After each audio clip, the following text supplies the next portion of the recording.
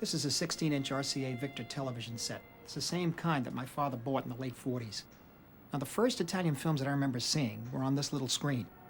My family around me in pretty much a room like this. Now, I'm American, so when I decided to try and make films, I naturally thought that my place was going to be in Hollywood. I mean, if you're a filmmaker in America, that's where they make the movies. But then, the more films I made, the more I realized what an indelible mark Italian cinema had left on me. So as a filmmaker, I'm kind of caught. I've never really felt like a Hollywood director, or at least what my idea of a Hollywood director is supposed to be. And obviously, I'm not an Italian filmmaker either. So I guess I have to find my home somewhere in between. I suppose it's the only way I'm going to feel comfortable. These days, it seems as if American cinema is all there is, and that all the other cinemas are secondary, including Italian cinema. And that really worries me. In fact, it's the reason I'm making this documentary. The fact is, I know that if I'd never seen the films that I'm going to be talking about here, I'd be a very different person, and of course, a very different filmmaker. I guess I've always linked my movie-going experience with my family. I remember very well my father taking me to the movies and the two of us sharing those remarkable images and those very strong emotions up there on the screen. And they left such an impression on me that today, much of the desire and the need to express myself on film, I think, comes from that experience with my father. My father was a worker. He was a presser in the garment district in New York. But he loved movies, and through movies we were able to communicate, I think. When we watched movies on television, the whole family was often there, including at times my grandparents, my mother and father, and sometimes my brother Frank. And television was very different in those days. There was obviously no cable, no color TV, of course, and certainly no satellites. And there were only a few available channels, like 3 or 4 channels, and these channels were always in desperate need of programming. Francesco! Francesco! Francesco, I tedeschi, I fascisti! Stanno circondando. Friday nights were different because there were so many Italian Americans in New York at the time that one station showed Italian movies with subtitles. Now, there weren't that many TV sets in the neighborhood, so friends and, relatives would come over and watch these movies with us. Italy was just coming out of the devastation of World War II, and the films we saw had very powerful, strong images.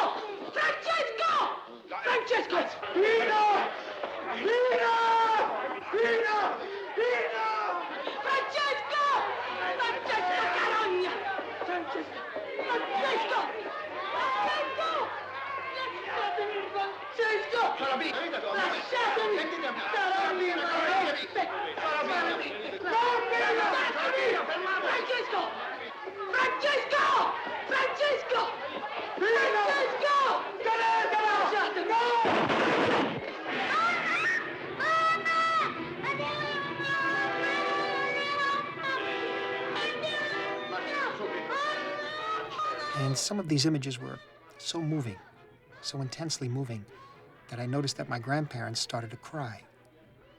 I mean, they left Sicily in 1909, 1910. They made their way all the way to America, and here they were, seeing on television, in effect, what they had left behind, and what had happened to it, what had become of it. When I looked at their faces, I could see that this was who my grandparents really were. and that this was the country they called home.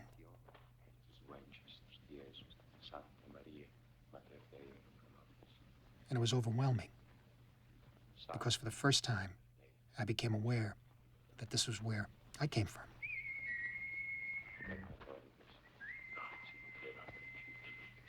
I saw them suffering with the people in the film. They felt protected here in America, and I could see that they were feeling relief and guilt at the same time. That could have been them up there on the screen.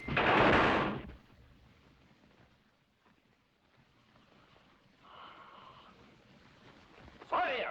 Io perdona Feuer! loro. Mach Schluss!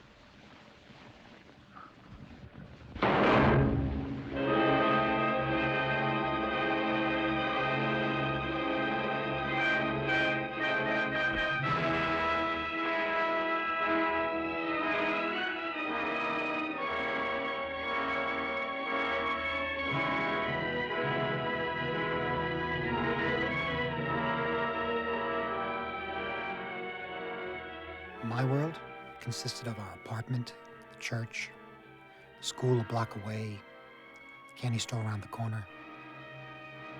All of a sudden, it became much bigger.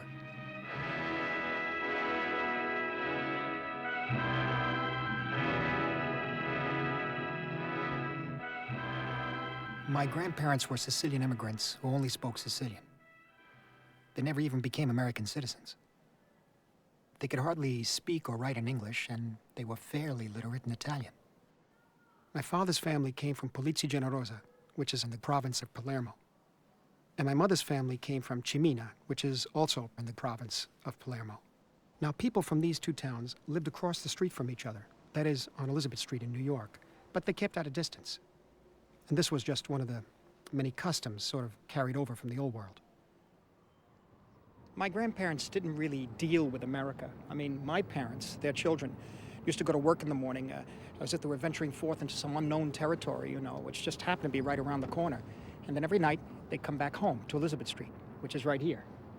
And this is actually the building I'm standing on is the one I grew up in, 253 Elizabeth. Elizabeth Street was Sicily, and every building was a different village. In fact, it was only after a number of years that you saw intermarriage between people from different buildings. So over the years, I've tried to find out as much as I can about my family's history and where we came from.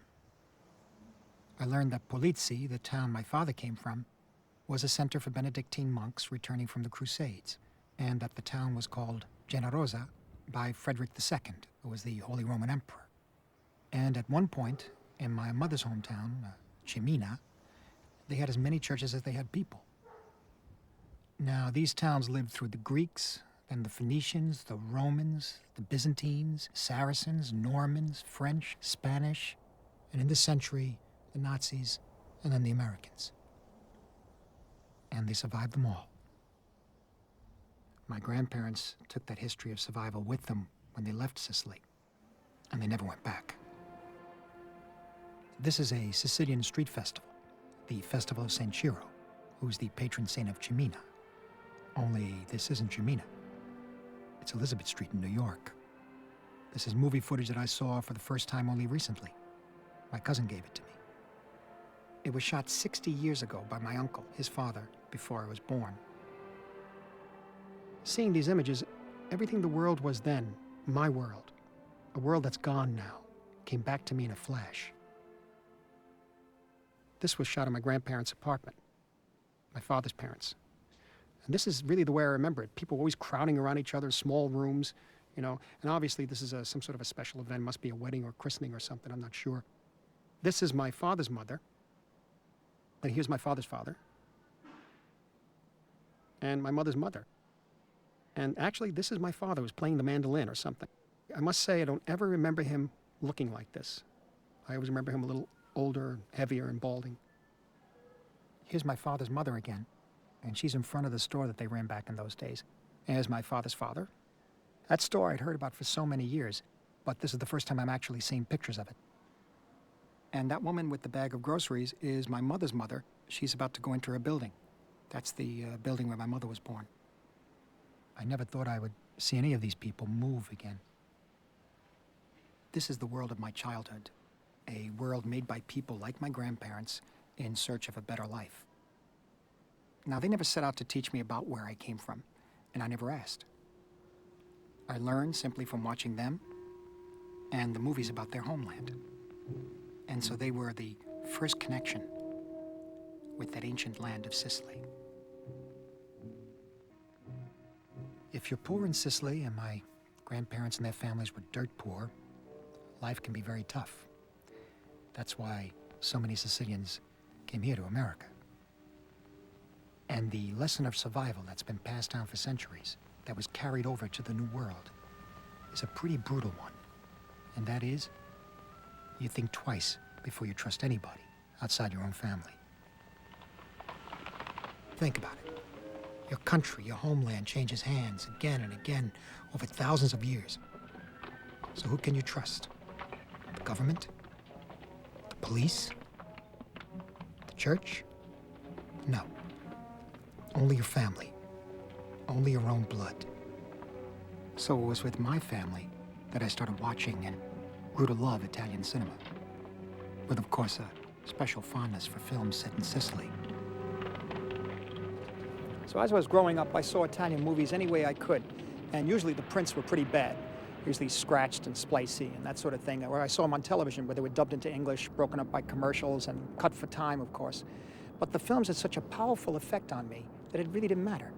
Because over the years, I've seen most of these movies many times, and their impact on me has never weakened.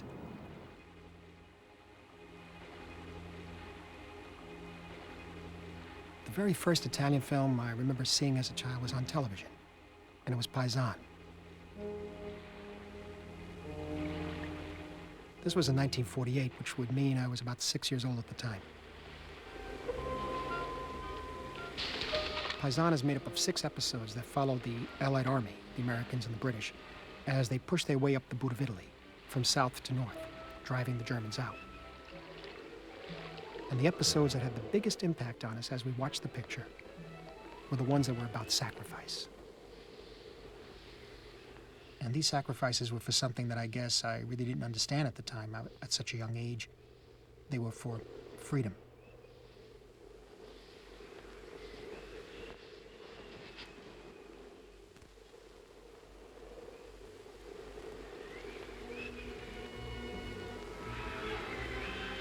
In the Naples episode of Paisan, I saw something that really shocked me.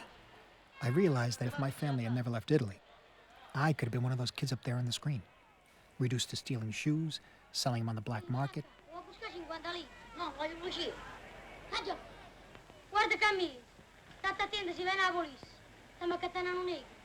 Even sort of casually buying and selling the right to rob American soldiers.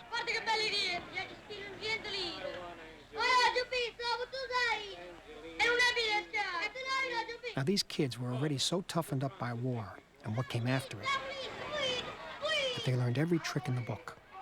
Like this one, right here. They create a panic to get their soldier, their victim, away from the competition. Now, it's got to be put into a context. I mean, at the time, I was going to see almost every Hollywood picture that opened. I mean, that's what I was used to. And I loved Westerns. The costumes, the scenery. I mean, places as far away from New York as you could get. I especially liked Roy Rogers. I mean, everything about those pictures, those images were very simple. Their stories were very simple. And even though I got caught up in them, I knew they weren't real. In fact, that's why I liked them. They were fantasies. It's amazing to think now and realize that on the same day I might have seen a Roy Rogers picture, I went home and saw Paisan on TV. I mean, Paisan was no fantasy. Especially this Naples episode.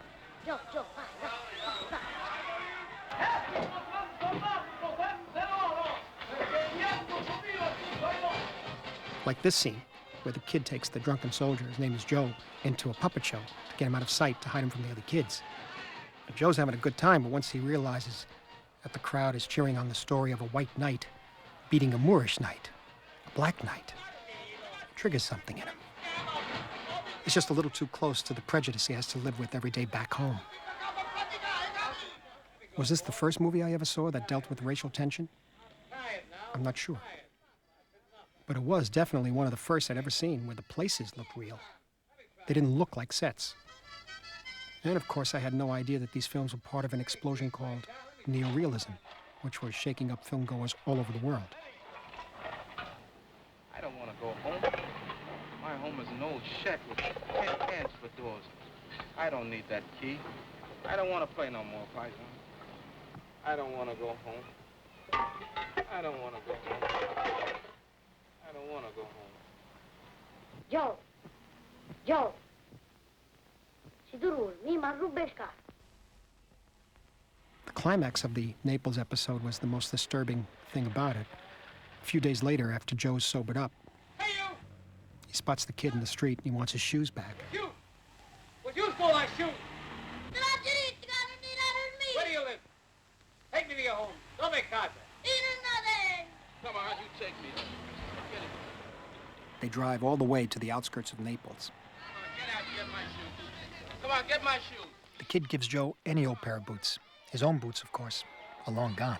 These are not my shoes. Come on, take me to your mother and father. How many shoes do you have? The boy takes him to the place he now calls home, the cave of Mergellina, where the victims of Allied bombing raids wound up after their homes were destroyed.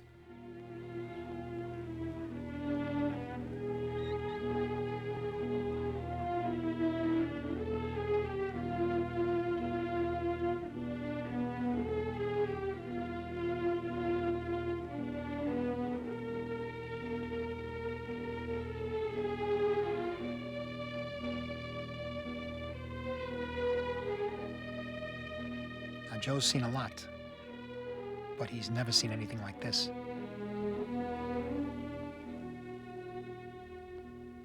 And neither had I.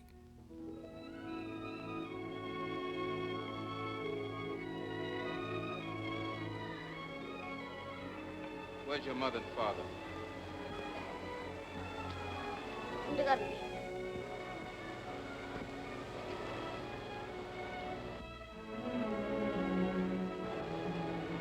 Dove mom and papa? Mamma e papà non stanno più, sono morti. E bombe, boom, boom. Capisci? E bombe, boom, boom.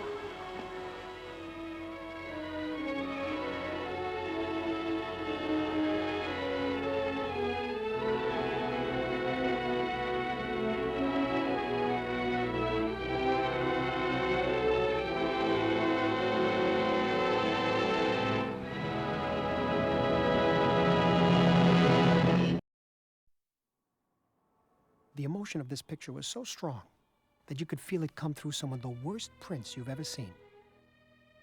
Now, this is the way I saw Paisan on TV in 1948. I mean, the print was so dark, you could hardly see what was happening. But despite that, everything essential came through.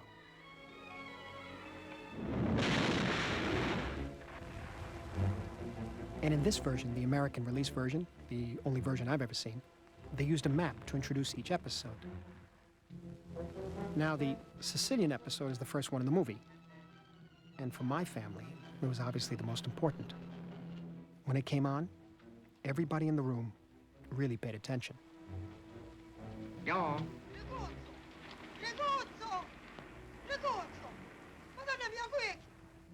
I remember that the voice of this woman who's yelling in the background had a strong emotional effect on the older people in the room. I mean, it was their dialect. It was the language they spoke. Yes, America. The soldiers arrive ready for a fight, but the Germans have just left. Instead, they find the locals. Now, when the American soldiers started speaking Italian, his dialect sounded like my uncle's, because he was Sicilian American. But actually, my uncle spoke better than he did. Parla italiano. Che zitti italiano come hanno oggi? Sì, mio padre è siciliano, è nato a Gela. Gela? Io magari sono di Gela. Luca! Come si chiama? Tony Mascali. Non è di Gela? Sì, mio padre è veramente di Gela. Poi venne in America. Non c'hanno stato Mascali a Gela. Ito non è di Gela. Beh, non ho capito contro un sacco di storie, buono che ci credete. Fineo la libertà. E dove hanno messo le mine? The only one who can lead the Americans past the German mines is a girl named Carmela. Oh, sei tu che conosci la strada dalla because she goes out to the rocks every day looking for her father and her brother, who are missing at sea. 2 volte che tento di lasciare la chiesa per cercare a Rigi. Hanno paura di mandare a me sola. Vi ci accompagno. Conosco bene la strada. Vengo con voi. Ma figlia, non ci puoi ir sola, questa gente sconosciuta. Non ne va. After she guides the platoon safely through the minefield, Carmela has to stay behind as a lookout with one of the soldiers who's named Joe. What, are you scared? There were a lot of Joes in Paisan. He doesn't speak any Italian, You a fascist? I'll bet you're a fascist. and she doesn't speak any English. Good girl. You're no fascist, really. She makes sure Joe covers the flame from his cigarette lighter because she knows that the Germans could still be close by. Come on. We got a couple hours here together. I'm in no mood for an argument. Come on, Carmela, smile. Look. Paisan. Spaghetti. Bambini. Mangiare. Mussolini. Now, how about you? Your English any better than my Italian? Let's try you out. Look, me, Joe. Understand? Joe. Joe. Good, good. Move to that of the class. Okay, now try this. Me, Joe, boy. You, Carmela, girl. Girl. Fine, fine. You're doing fine. We friends, understand? Friends. Friend. Good girl, good girl. Eventually, they relax. You know, we've got a garden. My mother grows tomatoes. My sister and I tied a rope on her 2 pear trees to swing on. Here, look. And they become so relaxed See?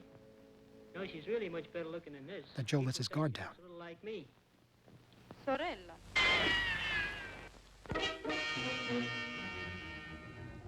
Was ist los? Warum hast du geschossen? Ich habe ihn nicht gesehen. Komm, wir gehen. Doch, habe ich nicht gesehen. Joe's badly wounded, and Carmela covers the trapdoor right over him to hide him from the Germans.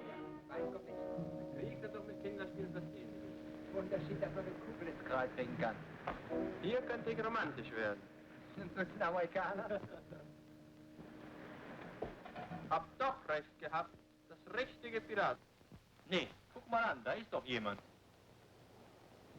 Mensch, was machst du denn hier? Perché scappato al paese? Avevo paura. Was ist los? She tries to distract them.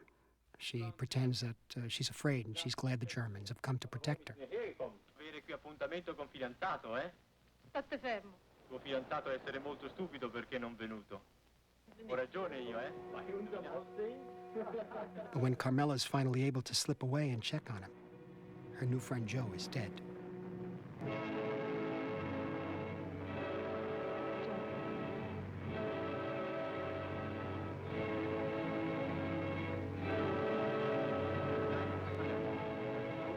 Bei uns gibt's keinen.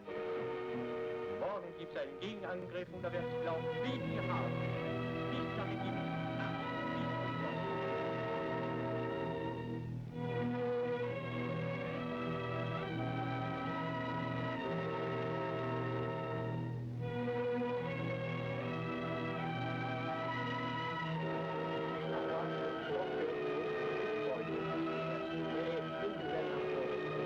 Wieder aus.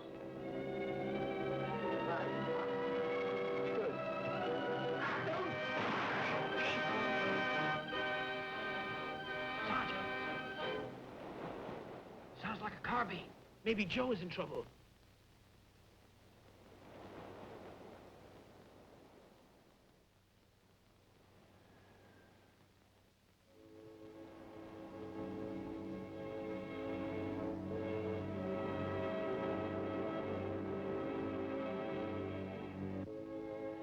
When the Americans come back, they find Joe's body. And they assume that he was murdered by Carmela. Wow, that dirty little lot, huh? They don't know that she's dead too, shot by the Germans and dumped off the side of a cliff. They'll never understand that she sacrificed her life to save theirs. But we do.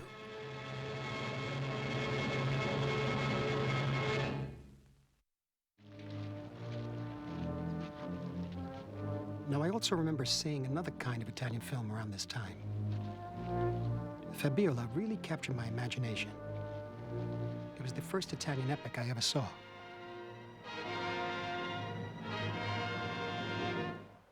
And apparently it had a very convoluted story. Take me away. Take me away! And I think it was made even more confusing by re-editing and dubbing for the American version. Like most epics at the time, Fabiola was about the collision between the Roman Empire and Christianity. But what really struck me was the look of the film. It was very, very different from the American color epics that my father was taking me to see at the time. Fabiola had wonderfully detailed sets, rich pageantry, and magical textures that I just didn't see in American pictures. It's not too difficult to understand why. Italian culture is several thousand years old, whereas in America, we only go back a couple of hundred years. Our mythology is the gunfight at the OK Corral, and theirs, gladiators fighting in the Colosseum. For American craftsmen, this kind of imagery could be a struggle. But for Italy, it comes as naturally as breathing. I also remember seeing another film on television right around the same time. This one was set in the Middle Ages, and it was called The Iron Crown. Now, I was too young to start noticing the names of directors, but many years later I found out that both films were made by the same director, Alessandro Blasetti. Now, the plot of The Iron Crown was even more complicated than Fabiola's. But it really didn't matter, because I could lose myself in this picture. This was a child's dream world, straight out of Italian folklore. And because the sets and the costumes were so beautifully crafted, the dream was very powerful.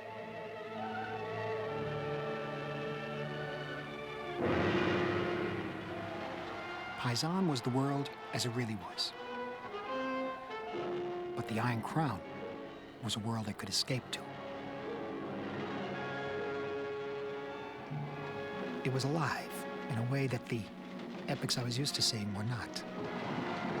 As a child, these two very different kinds of movies felt equally real to me. But the Iron Crown had something else that was quite startling. The potency and terror of a fairy tale by the Brothers Grimm. Sapete come si fa per farli cantare meglio? Come? Con uno spillo, stai a vedere. Che ci fa? Gli buchiamo gli occhi. E cantano? Non voglio, non Sta voglio! buono, sentirai quando sono grandi come cantano. Ma che cuore hai se buchi gli occhi agli uccellini? Cattivo, cattivo brutto! Io non voglio più essere il tuo bambino! Cattivo, va via! Brutto! No! Cosa vuoi? Sei tu la madre del bambino o è lei?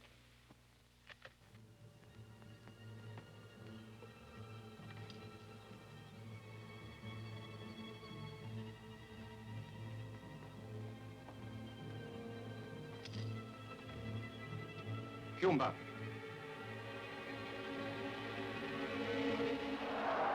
But it was the ancient world that really captured my imagination back in those days, and especially ancient Rome.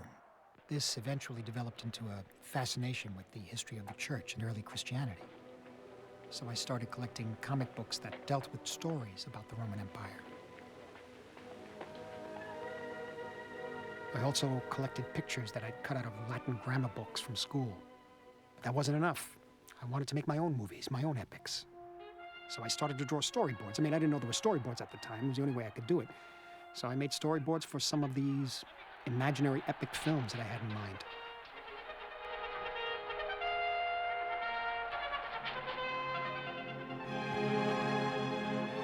Years later, I saw some of the early Italian silent films.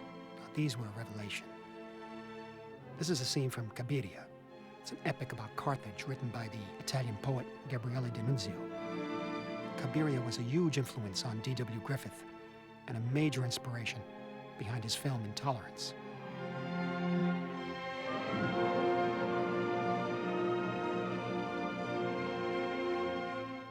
I was amazed by this movie, by how expressive it was.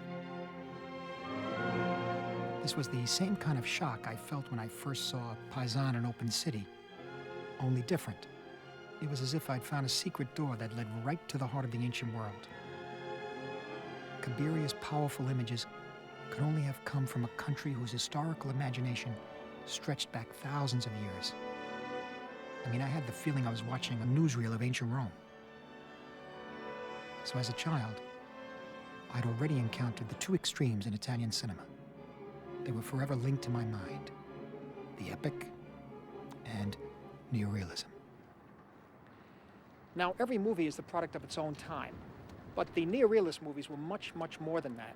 After neorealism, nothing would ever be the same again. By the time the war finally ended in 1945, the Italian movie industry was a shambles. The Germans had confiscated all the film equipment, and they'd converted Cinecittà, the studio, into warehouses. And of course, these were promptly bombed by the Allies. And after the Germans retreated from Rome, the studio became a refugee camp. So Italian filmmakers were sort of on their own, with very, very precious few resources. And the nation of Italy itself needed to be reborn. How did the film industry, which was in a state of complete disarray, come to play such an important part in this rebirth? How did it come to represent an entire people, desperate to redefine themselves after 20 years of fascism and the devastation of war?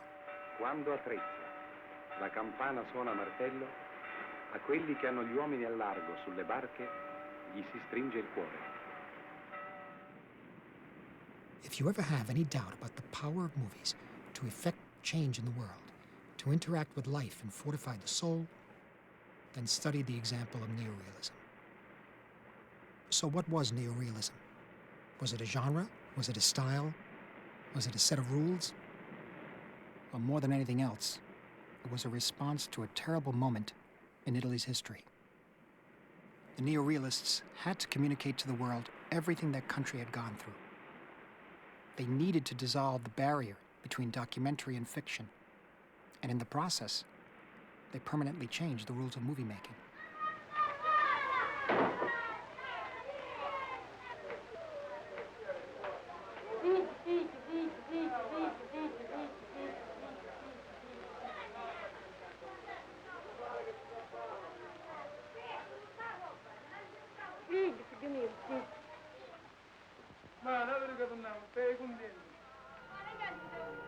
Altogether, these movies amounted to a prayer that the rest of the world look closely at the Italian people and see their essential humanity. That's why they had to be truthful. There was no choice. So neorealism wasn't just a question of making the best of a bad situation, although it was that too. No sets? Use real locations. No money to pay real actors? Use non-actors. And since the people and the places would come right out of the landscape, so would the stories. I mean, in fact, there were sets and actors in many of these films, but what's important is that for the first time, illusion took a back seat to reality. Take this character, for instance. Here's a man who's been out of work for as long as he can remember. And when he finally finds a job, he needs only one thing to hold it down: a bicycle. And on his first day at work, somebody steals it. So throughout the whole film, he spends the next day looking for it, combing the streets of Rome with his son. Pietro, prendi a zampe e va a Montesacro, aspettami là.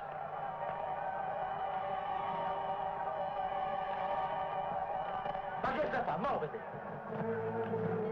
Desperate times require desperate measures.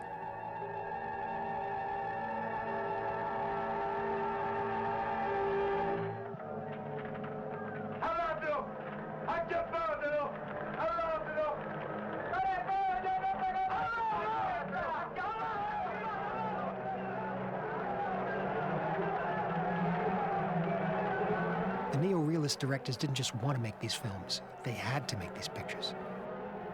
Beyond everything else, neo-realism came to exist out of a moral and a spiritual necessity.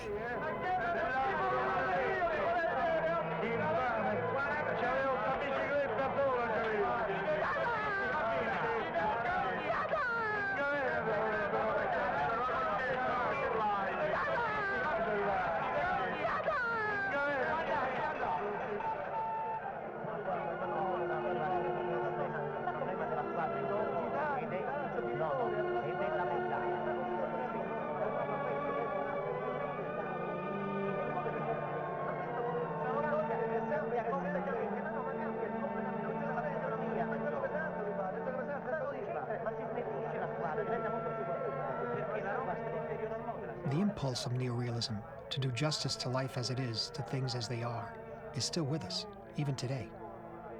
I like to think of neorealism as the seed from which a beautiful, solid tree has grown. And the branches on that tree represent virtually all the major Italian filmmakers of the post-war era. For me, it's the most precious moment in film history. Roberto Rossellini, Vittorio De Sica, Luchino Visconti, along with their writers who included Sergio Amidei, Federico Fellini, Suso Cecchi D'Amico, and Cesare Zavattini. They made the films that define neorealism: Open City, Paisan, The Bicycle Thief, La Terra Trema. Now, these films continued to be a source of inspiration for directors from all over the world. In the past, the New Wave in France, Cinema Novo in Brazil, today the new filmmakers in Iran and Taiwan, not to mention many directors over the years in America, especially independent cinema.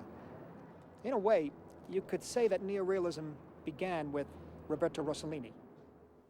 He was born in Rome in 1906. His father built and owned the first modern movie theater in Rome, the Cinema Corso. And when he was young, he started going to the movies there every day. And of the many films he saw at the Corso, 2 pictures by the American director King Vidor, The Crowd and Hallelujah, they seem to be especially meaningful for him. It's not surprising. They're both great movies, landmarks in fact, and they've been meaningful to many filmmakers, including myself. Rossellini's father died when he was 26, so he was forced to do something he'd never done before: get a job. And that's when he turned to film. He started off doing sound effects, editing, and dubbing. And he was drawn to the documentary form right from the beginning. His first films were short documentaries about animals. Actually, later this proved to be a lifelong interest. His cameraman on some of those films was Mario Bava, who would eventually become a great director of Italian horror films. Now, for me, it's pretty funny because I can't imagine any 2 people more opposite working together.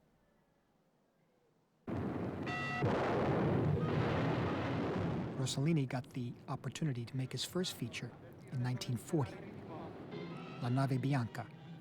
He made only 3 more films during the fascist period: Un pilota ritorna, L'uomo dalla croce, and Desiderio, which was actually finished by his friend Marcello Pagliero and released after the war. These movies were products of the Italian studio system, all powerful melodramas, but also at the core, very conventional. But during the occupation, Rossellini was already starting to envision a whole new kind of movie.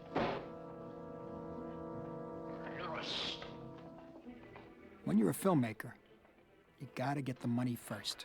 That's just the reality of the business. So as De Sica once put it, it's not as if Rossellini, Visconti, and myself sat down in the Via Veneto one day and said, hey, let's create neorealism. I mean, it basically started with filmmakers just trying to get their movies made. We're looking for money. We have no money to finish our film.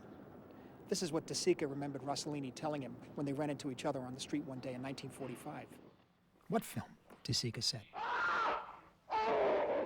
Rossellini answered him, it's a story of that priest, Don Morosini, the one who was executed by the fascists. The picture Rossellini was talking about, when it was finally finished, was called Roma, Città Aperta. Here in America, it was called Open City. Guarda, prete, guarda, sei soddisfatto? Questa è la tua carità cristiana. Questo è il tuo amore per il tuo fratello, né di salvare i tuoi complici. Farai la fine dei traditori. Noi vi distruggeremo tutti, tutti, fino all'ultimo. Non hai parlato. If it can be said that neorealism began with one film, it would have to be Open City. Fellini called Rossellini a great father, like Adam, who created us all. With Open City and Paisan, he had as great an influence on the cinema as Griffith or Eisenstein. Everybody seems to agree about that. But apart from those early milestones, his work isn't widely known. And a lot of the people who do know the later films don't appreciate them. Take Voyage to Italy, made in 1953, which is one of my favorites. Now, I first saw it when I was a film student, and I was kind of prepared for it. So my first reaction was immediate and emotional. But over the years, I found that other people didn't always share my feelings about the picture. Like many of Rossellini's films, it's not instantly accessible. But if you give yourself to the film and you spend time with it, you find it can be a rich, moving experience. I think the reality is that Rossellini was one of the few filmmakers who actually became more adventurous as he got older, and that's rare. His work from the 50s, 60s, and 70s is as impassioned as his neorealist films. It's just different. At the age of 60, he made one of his greatest films, The Rise to Power of Louis XIV, and it marked the beginning of a whole new exciting direction. Like Orson Welles with Citizen Kane, Rossellini came to resent Open City, which isn't very surprising when you have to think about it. You're in the middle of your career, and every time you make a new film, it's compared and measured against something you did way back at the beginning, and your new work comes up short. This can be very, very frustrating, even infuriating. But of course, that doesn't change the fact that Open City is a one-of-a-kind film, where history and cinema met to create something uniquely powerful.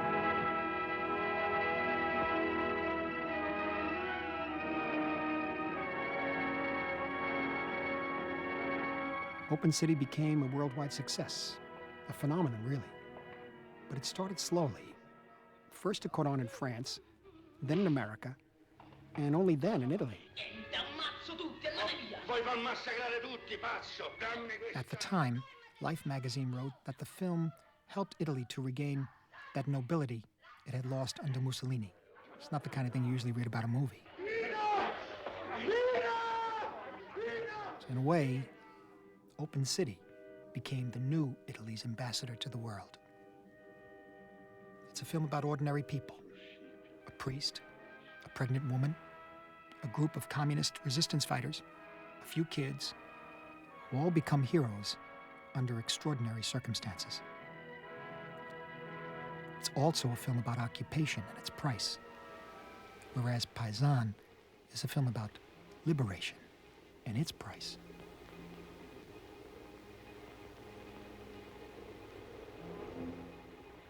Some critics and historians consider Paisan's final episode, set in the Po Valley, to be the purest form of neorealism.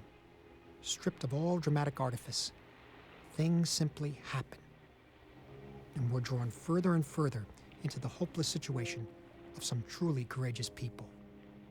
Fellini, who was one of the assistants on Paisan, said that Rossellini didn't want to be tied to a script. He was in search of something that he could only get by leaving himself open to every possibility. Altro partigiano morto. La vaga già pare? You want to be careful of that German tower down there, Tedeschi. Non mi interessa, io vado lo stesso. All right, I'll go over on the beach and explore that mine. Some partisans and American and English soldiers are completely cut off in the middle of nowhere, surrounded by Germans.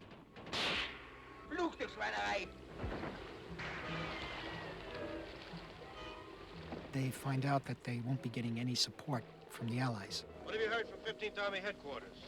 General Alexander's headquarters have confirmed the message to cease all operations and for all partisans to return immediately to their homes. There's another partisan in the Po. These people aren't fighting for the British Empire, they're fighting for their lives. What else did headquarters have to say? I told them we were completely cut off and that from one moment to the other. Well, what the devil do they expect us to do? Have you told them we have no ammunition, no food, and no possible means of defense? I told them our entire situation. Their answer is still cease all activity. What do they expect us to do? We're entirely surrounded by Germans.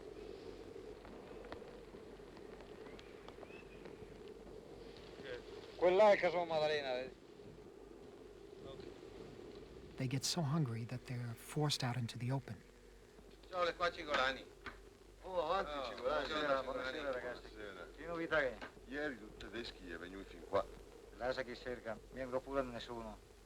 Padre lo sapevi che mi con gli americani nascosti? Sì, sì. Le 3 giorni che non posso attaccare il fuoco perché i tedeschi vedono il fumo. I gavedette dappertutto. E fuori ci danno la caccia forte.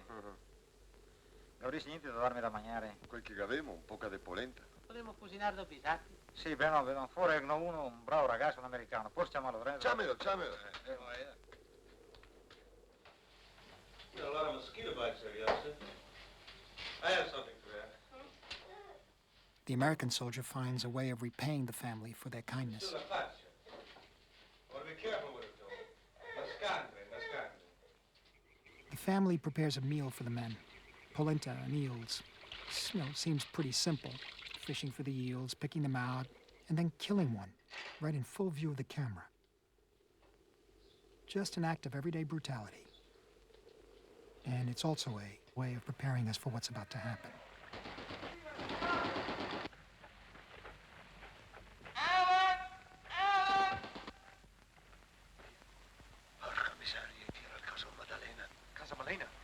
Casa Maddalena. Ti stavi accorto che siamo stati? Damn, the Jerry's figured we were there. Alle baracche, occhi aperti, mi raccomando. This family has been compromised by their own hospitality. Ellen, come with me. And the Germans slaughter them.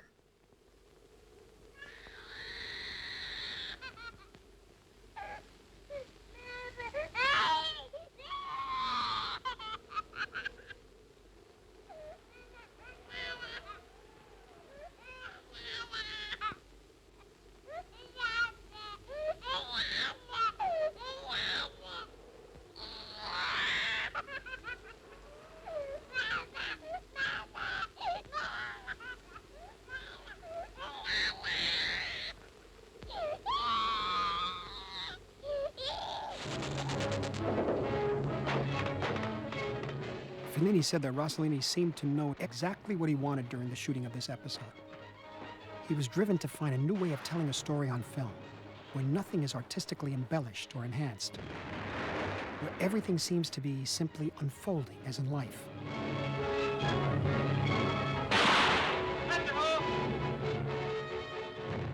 For me, this clarity of vision has an almost religious impact. As the French film critic André Bazin said, Rossellini was simply directing the facts.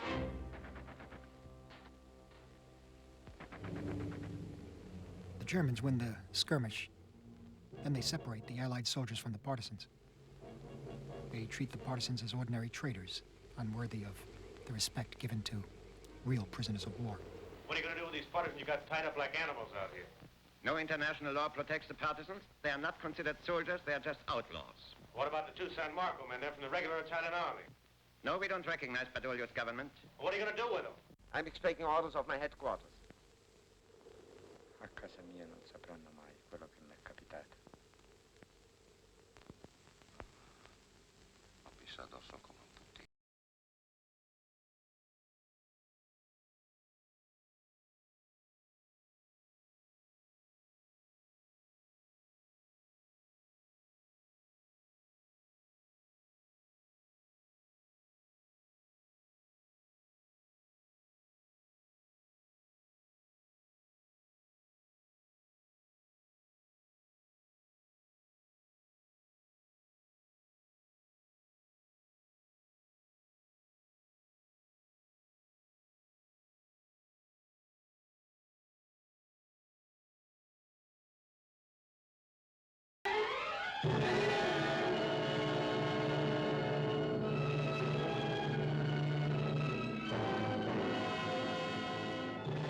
Questo film, girato a Berlino nell'estate del 1947, non vuole essere che un quadro obiettivo e fedele di questa immensa città semidistrutta, in cui 3,5 milioni di persone trascinano un'esistenza spaventosa. In 1947, Rossellini went to Berlin to make a film called Germany Year Zero, the last third of what became his post-war trilogy. It's about a young boy named Edmund who's trying to grow up in a world that's been completely decimated by war.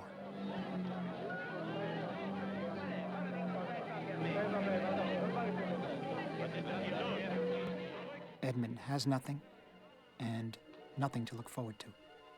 In this world of corruption and never-ending horror, the only rule is survival.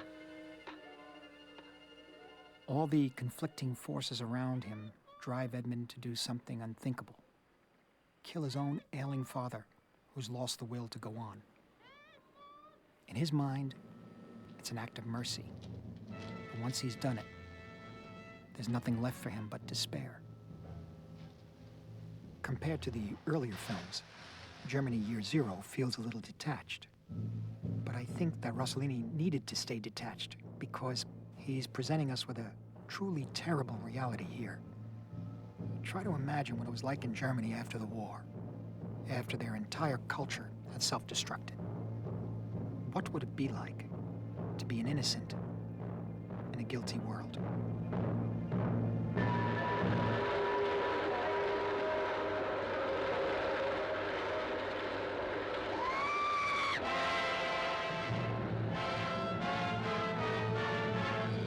For me, Germany Year Zero is a film of real compassion.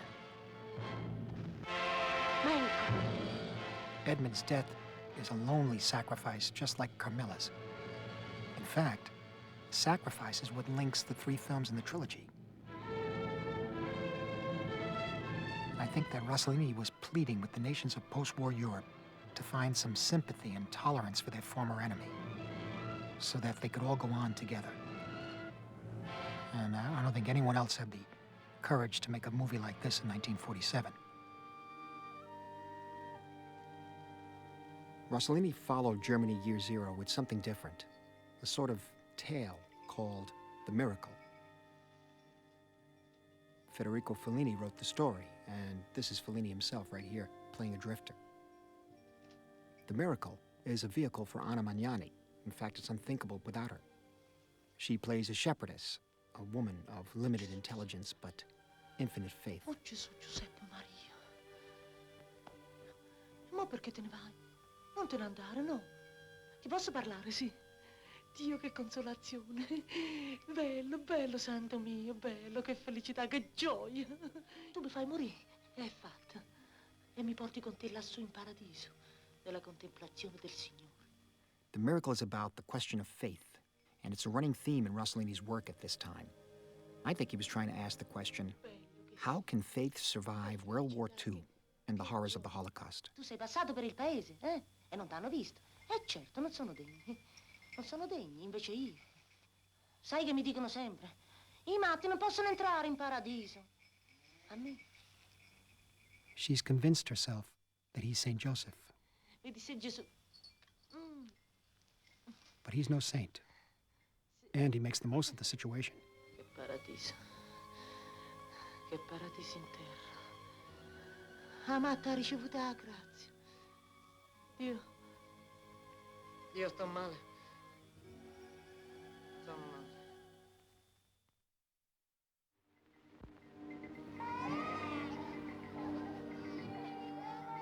She's slow to realize what's actually happened to her.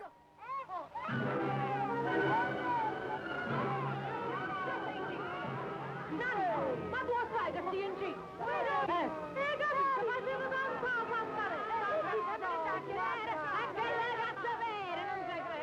Once she does, she believes that she's going to give birth to the baby Jesus.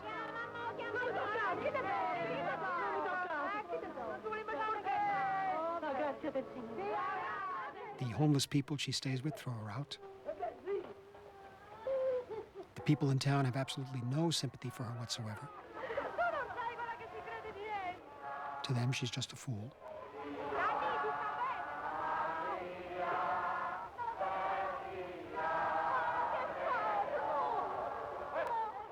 Everybody has a good laugh over the miracle that's about to happen.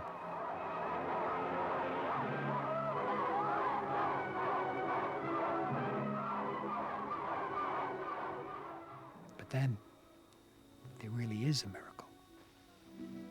A child is born. The miracle is life. The Miracle seems like such a simple film, but it's very special because, without calling attention to it, Rossellini's communicating something very elemental about the nature of sin. It's a part of who we are, and it can never be eliminated.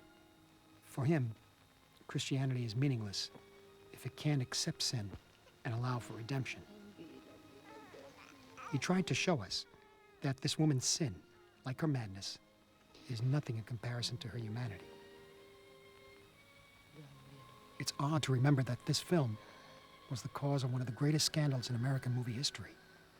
When The Miracle opened at the Paris Theater in Manhattan, Cardinal Spellman, who was the Cardinal of New York at the time, and the Legion of Decency, that was the Catholic watchdog organization, called the movie a blasphemous parody, and they mounted a campaign to have it pulled from the theaters. Joseph Burstyn, the film's U.S. distributor, took his case all the way to the Supreme Court. And on May 26, 1952, the court decided in his favor. They held that movies were entitled to the same freedom of speech as the press, and they completely struck down the idea of blasphemy as grounds for censorship. Now, I've run into plenty of my own problems with censorship, so I know from personal experience what a landmark decision this was. The miracle caused a scandal, but it was nothing compared to what happened a year later with Stromboli. Stromboli was the first Italian film I ever saw on a big screen in a theater. Even at the age of 7, you could feel the scandalous air around the movie. I mean, you can almost taste it right there in the theater. Of course, I'd overheard my parents talking privately about the details. Rossellini and his star Ingrid Bergman had had an affair and then a child out of wedlock. Now, today it doesn't seem like a very big thing, but it was back then. They were condemned throughout America, and not just by the church this time. They were actually condemned on the floor of the American Senate.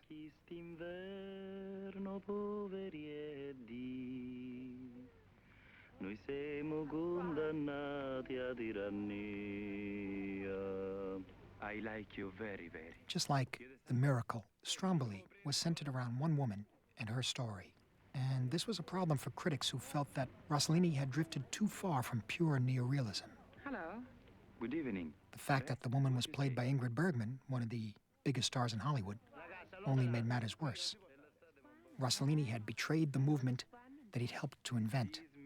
Actually, he was growing and changing as an artist, but people got very angry with him. And so he really got it from both sides of the Atlantic with Stromboli. Why do you laugh? You're so crazy. You don't know anything about me.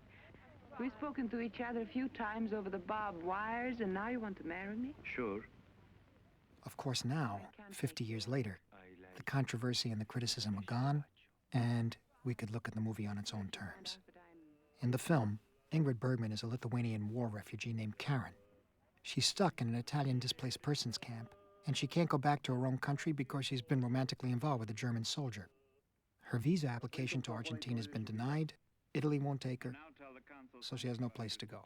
And your occupation? None. One of the Italian POWs, who's a Sicilian fisherman, he gives her a way out. But then, she sees where they'll be living.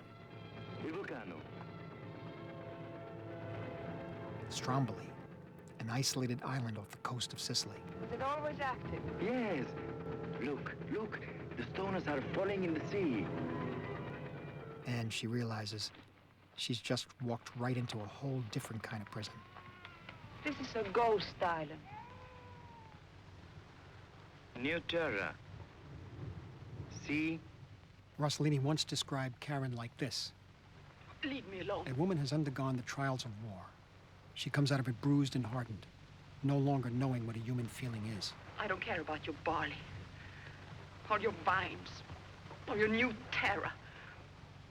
I want to leave this island and go away, far away. Like all the others who lived here and were born here and went away, far away. Oh, ma che è successo? Che? Listen, this is my home. You're my wife. You stay here because I want to. Every morning, her husband goes out to sea with the other fishermen. And one day, she wanders down to the shore. A man comes by, and he shows her how they look for fish. Oh, oh, oh, oh! Now, even though things start innocently, this happens in full view of the islanders. And for them, of course, it's unthinkable. It's unpardonable. Now, she has no idea that she's disgraced her husband. As a kid, I didn't understand a lot of what was happening up there on the screen, but I certainly understood this part. Actually, my brother explained it to me. Remember, this is a very small, closed society. They're locked on this island. There's food on the table. I don't want to eat. What's the matter with you? Oh! What have I done? In this world, when you lose your respect as a man, it's a real tragedy.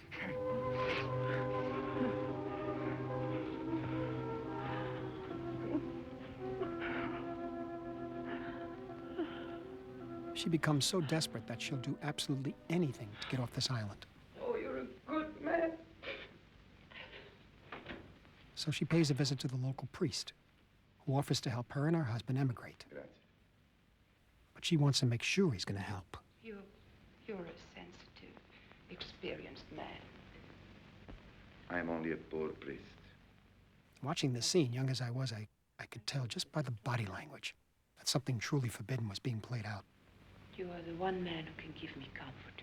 I'm no more than the parish priest of a little community of fishermen. But your human qualities I can see. I am a priest, and I can only assist you during confession or through prayer.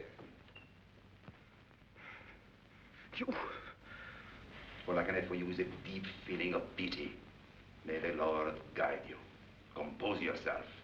Meditate. Think.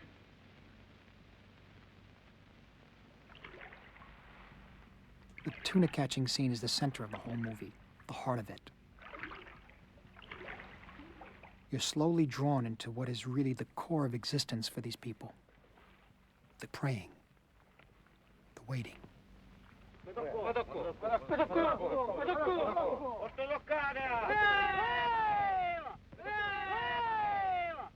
Wait, we have a fish.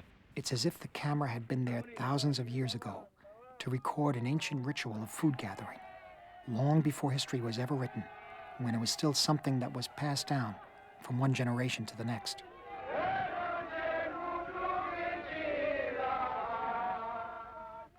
It's about the sanctity of eating as a communal act and gathering food with the people you know. The food is sacred, a gift from God.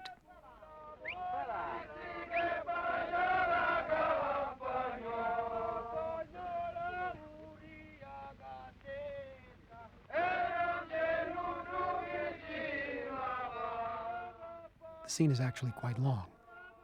It builds slowly, like a piece of music.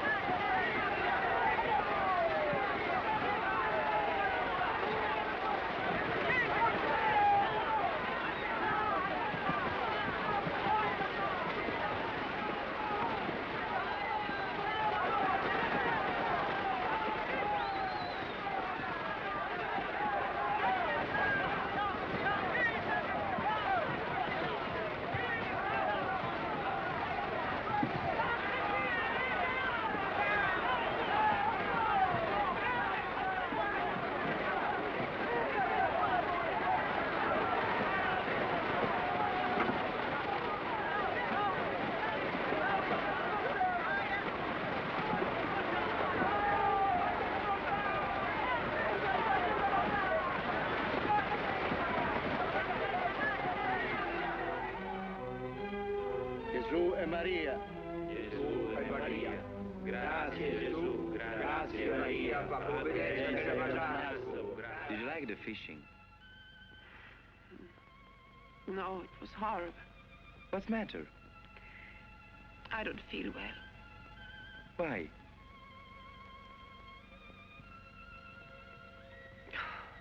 You think? Maybe... Yes, it's 3 months now. I believe I'm pregnant. Karen, mio Dio, I am so happy.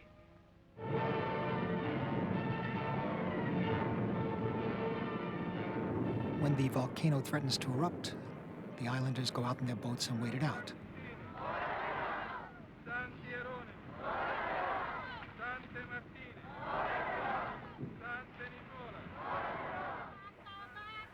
For them, this is normal.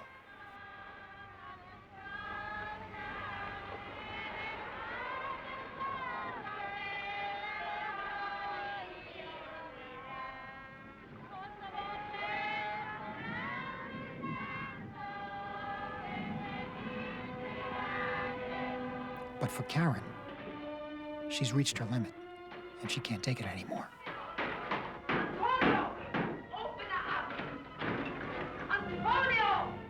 The only way left to get off the island is to actually walk over the volcano to get to a boat on the other side.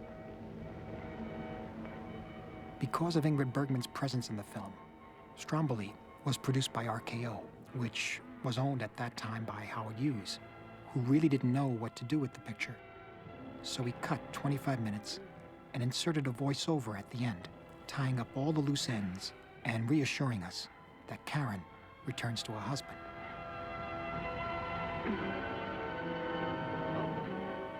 But in Rossellini's version, it's open-ended.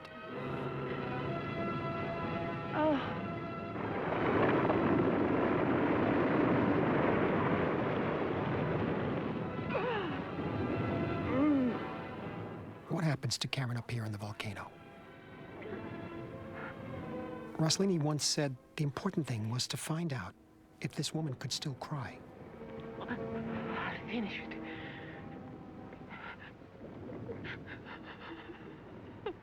I haven't the courage. But it's more than that.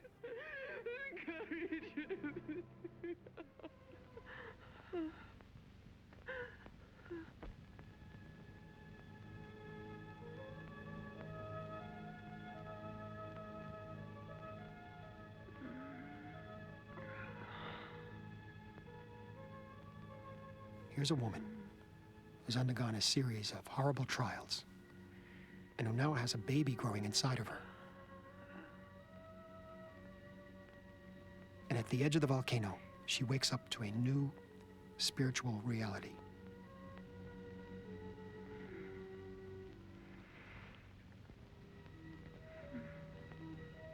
Oh, God. It doesn't matter whether or not she goes back to her husband. This is a film about her journey, a journey that many of us may have gone through at different times in our lives. What mystery. Suffering, acceptance, transcendence. What beauty. And finally, peace.